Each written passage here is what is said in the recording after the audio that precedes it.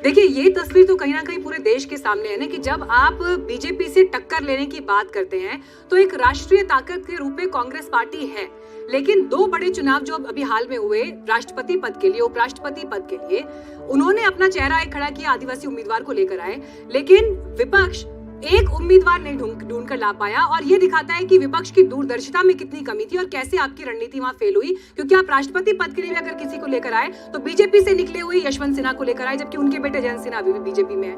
तो जब इस तरह से विपक्षी आपस में छिटका हुआ है, बिखरा हुआ है, कैसे 2024 की लड़ाई में आप सोच रहे हैं कि आप प्रधानमंत्री मोदी और उनकी लीडरशिप में बीजेपी को टक्कर देने की स्थिति में होंगे? मीनाक्षी जी, मैं अभी ज्योतिष नहीं बना हूँ, बन जाऊंगा तो ज्योतिष में ठीक ठाक कर लूंगा काम। अभी तो वर्तमान की बात करते हैं। अभी भारतीय जनता पार्टी के प्रवक्ता राजीव जी ने बड़ा सुंदर कहा, जनमत संग्रह, जनमत की बात बिहार में। मुझे समझ में नहीं आता कि भाजपाइयों को शर्म नहीं आती है मैंडेट और जनमत की बात करते हुए। मध्य प्रदेश की जनता ने जनमत कांग्रेस को दिया था। ये चोर उचक्के डकैत पिछले रास्ते से पैसे के बल पे, ईडी और सीबीआई के बल पे इन्होंने तंत्र खरीदा। सरकार करूंगा चोर उचक्के डकैत पे, चोरी करके डकैती करके सड़कों पर कौन बैठा बताइए? आप बैठे कि हम बैठे? नहीं, आप ऐसे तो बात नहीं होगी। मुझे पूरा मैंने सुना है तो जवाब ऐसे। हालात बुरे हो सकते हैं, इतना लेवल मत गिराइए, इतना लेवल मत गिराइए। ठीक है, तो वहां इन्होंने मध्य प्रदेश में सबसे पहले वो चोरी डकैती करी, नंबर 1। नंबर 2, थोड़ा सा जनमानस को हम भूल जाते हैं पुरानी बातें। तो अभी इन्होंने पिछले दरवाजे से फिर ईडी सीबीआई का डर माखौल दिखा के महाराष्ट्र में डकैती करी। कभी गुजरात, कभी गोवा, कभी गुवाहाटी घूमते हुए इन्होंने डकैती करी। ये बात मैंडेट की करते हैं, मतलब इनको बिल्कुल शर्म नहीं आती। शायद नहीं आती है, कड़वी सच्चाई है कि भाजपाइयों को शर्म नहीं आती। एक बात।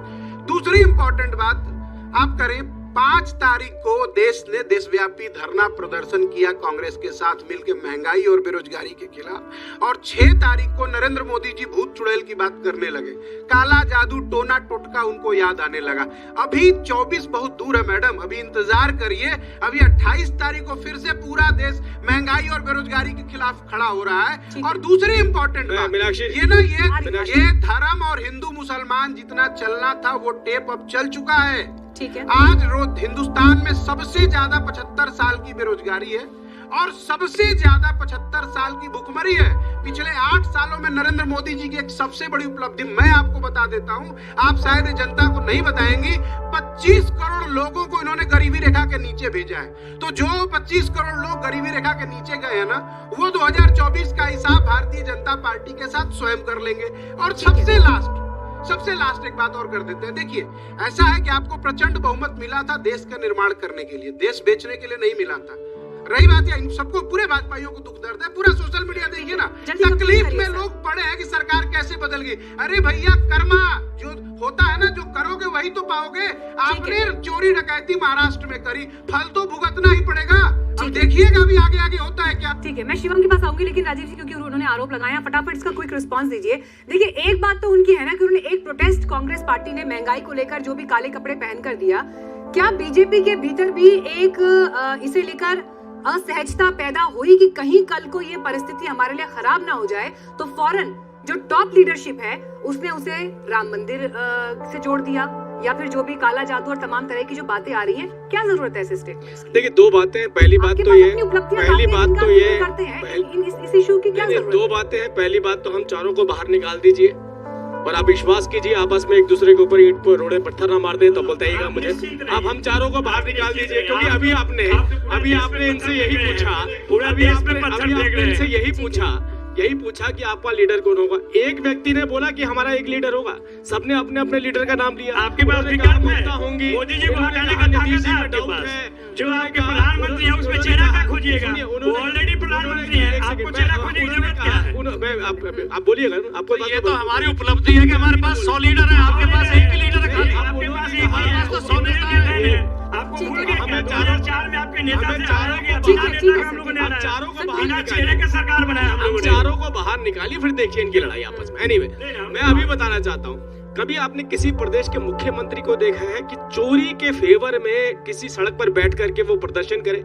इनके मुख्यमंत्री ने करा। राजस्थान के मुख्यमंत्री ने भ्रष्टाचारियों के फेवर में दिल्ली की सड़कों को जाम करा। अरे वहाँ की जनता सोच रही थी दिल्ली गए हैं, हो सकता है प्रधानमंत्री जी से मिलकर कोई पैकेज लेके सवाल सीधा आएंगे। पूछा गया, बेरोजगारी पे जवाब है।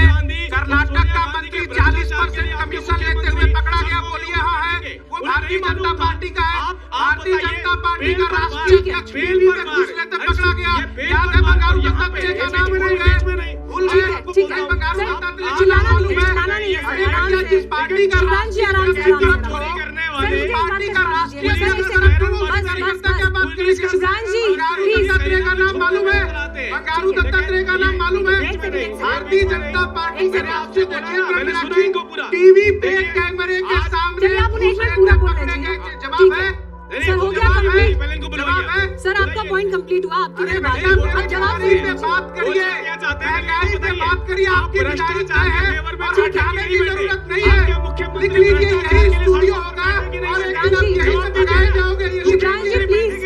कल तक जो सारे जैसा हो गया वो कल नहीं होंगे। ठीक है वक्त बदलेगा। क्या बोलोगे अपने बच्चों को? क्या बोलोगे? मैं दिल्ली जा रहा हूँ, सड़क जाम करूंगा, किसके लिए? भ्रष्टाचार के लिए। किसने कहा था वहाँ छावनी बनाने के लिए? नरेंद्र मोदी डर गए थे, अमित शाह डर गए थे, छावनी क्यों बनाई? मुझे आपसे माइक लेना पड़ेगा। नहीं अपने मुख्यालय जाने का।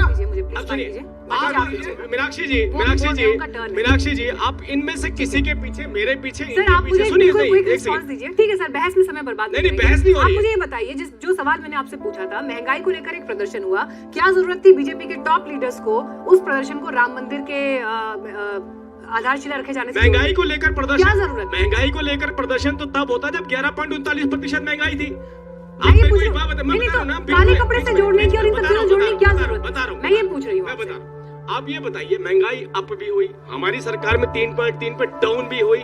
इनका एक ही एजेंडा था, राम मंदिर नहीं बनने देंगे, 370 नहीं हटने देंगे। तो ये दुख जो है ना, ये दर्द, ये महंगाई। आपको लग रहा है कि एक साल बाद वो राजीव जी, बना रहे हैं? देश के प्रधानमंत्री स्ट्रीट सर ये आप भी मानते हैं कि आम जनता इस बात को सुनकर कितना यकीन करेगी? आप देश के प्रधानमंत्री बोल रहे हैं। बोलिए।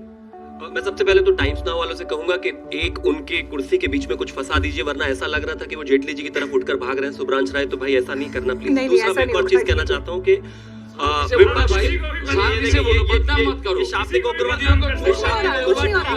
तो माइक के हाथ में लिया है। देवनाथ जी एक सेकंड सर, माइक भी बदनाम कर रहे हो। लीजिए ना मैडम, कोई बात नहीं, लेकिन आप बदनाम कर रहे हैं। ठीक है सर, ठीक है प्लीज सर। देखिए थोड़ा सा ना संभल के करेंगे, लिमिटेड समय होता है। मैं जब आपको माइक दूंगी आप तब बोलिएगा प्लीज सर, रिक्वेस्ट है मेरी आपसे। वो भी देखिए अभी 2 लोगों का एक बार का भी रिमार्क्स नहीं हुआ है। हर्षवर्धन जी और शिवम पहली बार। ये बंगाल नहीं है, उत्तर प्रदेश है। गुंडागर्दी करने पर यहाँ बुलडोजर चल जाता है, तो कोई लाभ नहीं है। आप चिल्लाएं इस बात से, तो सुन लीजिए। यहाँ पर ये सिर्फ साथ बैठकर चाय पी सकते हैं। भूतो न भविष्यति, सबके नेताओं में इतनी ज्यादा महत्वाकांक्षाएं हैं, सबको प्रधानमंत्री बनना है और कभी साथ नहीं आ सकते, और देश ने देखा है। और ये दुर्भाग्य है इस देश का। अब जहां तक इस पीछे वाली तस्वीर पर हम आते हैं, नरेंद्र मोदी जी इस देश के यूपीएससी टॉपर है, जो बराबर में है। वो 10वीं फेल है। अगर मैं उनकी अचीवमेंट्स के बारे में बात करूं, कोई कंपैरिजन ही नहीं है। नरेंद्र मोदी जी यूपीएससी टॉपर है। मैं फिर से कहता हूं, अब एक एक करके करते हैं। आप पूरी आप ही की आवाज अब आप एक एग्जांपल देता हूं। मैं सब डेटा लेकर आया हूं, रुकिए ना। नीतीश जी को प्रधानमंत्री बनना है, ठीक है, वेरी वेल, बनना चाहिए, बहुत अच्छी बात है। नीति आयोग की रिपोर्ट कहती है कि बिहार जो है इस देश का सबसे गरीब राज्य है। अभी भी 52% लोग वहाँ पर अभी भी गरीबी रेखा से नीचे हैं। छोड़िए, 1 लाख से ज्यादा रिक्त पद खाली पड़े हैं। छोड़िए, 10 साल से कम के बच्चे हैं 2.5 लाख, जो आज सर आपके पास आऊंगी ना मैं प्लीज सर, आपको दूंगी मौका। पहले कमेंट पर तो बोलने दीजिए ना, बोलिएगा आप, आपके पास बहुत कुछ होगा। अब इसको आ जाते हैं। गुजरात का पता है आपको प्रति व्यक्ति आय कितना है? 1,53,000। आपको पता है वेस्ट बंगाल का कितना है? 63,000। आपको पता है जस्ट डबल एम्प्लॉयमेंट में डिफरेंस है। आपको पता है प्रति व्यक्ति आय क्या था, हेल्थ पर क्या स्टेटस है। आप नहीं बराबरी कर सकते नरेंद्र मोदी जी की कहीं भी। और अब अंत में आता हूं, जहां तक बात सरकारों की है, मैं एक चीज मानता हूं, नीतीश कुमार जी भारतीय जनता पार्टी की वजह से ही आज नीतीश कुमार है। 2000 में जब उनको एक सेकंड प्लीज। अब इनको पता नहीं होगा, ठीक है। 2000 में उनको 7 दिन सर अभी ओपनिंग रिमार्क्स है, अब मैं आपसे बार बार ये बात कह रही हूँ, मैं आपकी बात जब आऊंगी आप तब बोलेंगे। उनके बच्चे अगर आप नहीं सर अगर आप कार्यक्रम में हिस्सा लेना चाहते हैं सर, आप मुझे मेरी ड्यूटी नहीं सिखा सकते, मुझे मेरी ड्यूटी आपसे बेहतर पता है, आप अपनी चिंता करिए। सर आप रेगुलर डिस्टर्ब कर रहे हैं सर, रेगुलर डिस्टर्ब कर रहे हैं, ऐसे नहीं होता सर कार्यक्रम। अगर आपको कार्यक्रम में रहना है सर तो आप जैसे मैं कहूंगी आप उस तरह से बिहेव करेंगे प्लीज। मैं आपको सर बोलने का मौका दूंगी ना सर। आपने सबसे पहले ओपनिंग रिमार्क्स आपने दिए थे, आपसे शुरुआत हुई थी कार्यक्रम की, 20 मिनट के बाद उस व्यक्ति का मौका आया बोलने का। प्लीज समझिए, there is a decency. Please complete. Nitish Kumar Bharatiya Janata party की वजह से ही नीतीश कुमार है। 2000 में जब उनको 7 दिन के लिए मुख्यमंत्री बनाया गया, वो अटल जी की कैबिनेट में थे, उनको बहुमत स्थापित करना था, साबित करना था, वो नहीं कर पाए। फिर से अटल जी ने पहले वो रेल मंत्री थे, फिर उनको कृषि मंत्री बनाया। 2005 में शरद यादव जी को और जॉर्ज फर्नांडिस की बात ना सुनते हुए भारतीय जनता पार्टी ने उनके साथ चुनाव लड़ा, उनको मुख्यमंत्री बनाया और 3 बार वो उनके साथ रहे। आज अगर नीतीश जी कहते कि मेरी पार्टी तोड़ना चाहती थी, भारतीय जनता पार्टी तोड़ना था तो अब से बहुत साल पहले तोड़ देते। इसलिए यूपीएससी टॉपर का 10वीं फेल वालों से कोई बराबरी नहीं है इस देश में। आज भारतीय जनता पार्टी के अलावा या फिर यूं कहिए नरेंद्र मोदी जी के अलावा कोई नेता आपके पास नहीं है। Thank you.